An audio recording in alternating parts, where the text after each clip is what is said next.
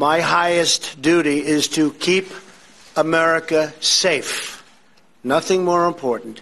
The omnibus bill reverses this dangerous defense. As crazy as it's been, as difficult as it's been, as much opposition to the military as we've had from the Democrats, and it has been tremendous. I try to explain to them, the military is for Republicans and Democrats and everybody else. It's for everybody. But we have tremendous opposition to creating really what will be by far the strongest military that we've ever had. We've had that from the Democrats. So if we take something for the military, they want something for, in many cases, things that are really a wasted sum of money. And it's not right, and it's very bad for our country. We're looking to do funding for our final fight in certain areas. As you know, we've gotten just about 100% of our land back from ISIS. We have troop increases necessary to accomplish what we have to do, and we have, very importantly, a pay increase for our troops.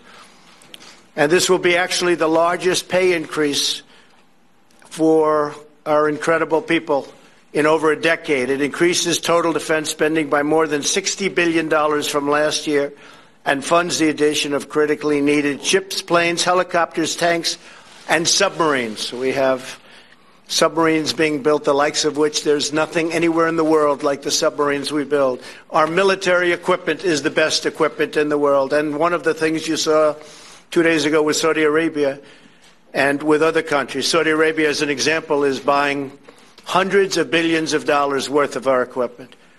And we're getting very fast approvals on that.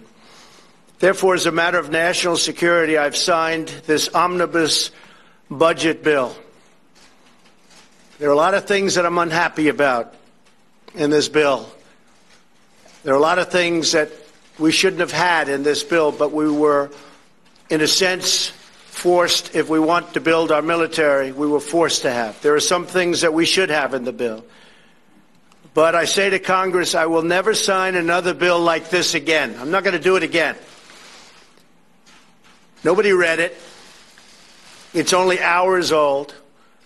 Some people don't even know what it is. $1.3 trillion. It's the second largest ever.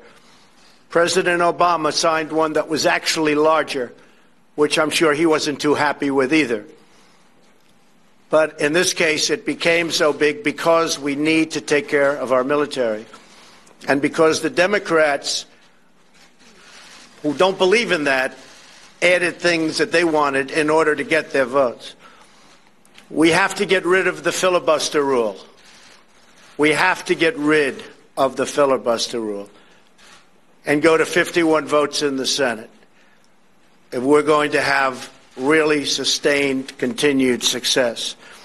DACA recipients have been treated extremely badly by the Democrats. We wanted to include DACA. We wanted to have them in this bill. 800,000 people. And actually, it could even be more. And we wanted to include DACA in this bill. The Democrats would not do it. They would not do it. To prevent the omnibus situation from ever happening again, I'm calling on Congress to give me a line item veto for all government spending bills, and the Senate must end. They must end the filibuster rule and get down to work. We have to get a lot of great legislation approved, and without the filibuster rule, it'll happen just like magic. I want to address the situation on border security, which I call national defense. I call it stopping drugs from pouring across our border, and I call it illegal immigration. It's all of those things. But national defense is a very important two words, because by having a strong border system, including a wall, we are in a position militarily that is very advantageous. And before I get off of that subject, I'd like to ask Secretary Mattis to talk about what we've accomplished in terms of the military, because there has never been anything like we've been able to do. Our military is very depleted, but it's rapidly getting better, and in a short period of time. Thank you very much. Thank you very much, General. The border, we've worked very hard on. We have a lot of, really by any standard, a lot, but not by this standard, but we're going to make it go a long way. We have a lot of money coming to the border, and it will be coming over a period of time. We funded the initial down payment of $1.6 billion. We're going to be starting work literally on Monday on not only some new wall, not enough, but we're working on that very quickly, but also fixing existing walls and existing acceptable fences. There are some areas that you have to see through. You have to be able to see through the other side in order to see what's coming. And in many cases, it's not a pretty picture when you look, but you have to be able to see it. So we have $1.6 billion for the wall. That'll start immediately. This is a short-term funding, but it's immediate, starts immediately. And I'd like to ask Secretary Nielsen to say a few words about what we've done in terms of Homeland Security and what the bill does for Homeland Security. Thank you. We looked at a veto. I looked very seriously at the veto.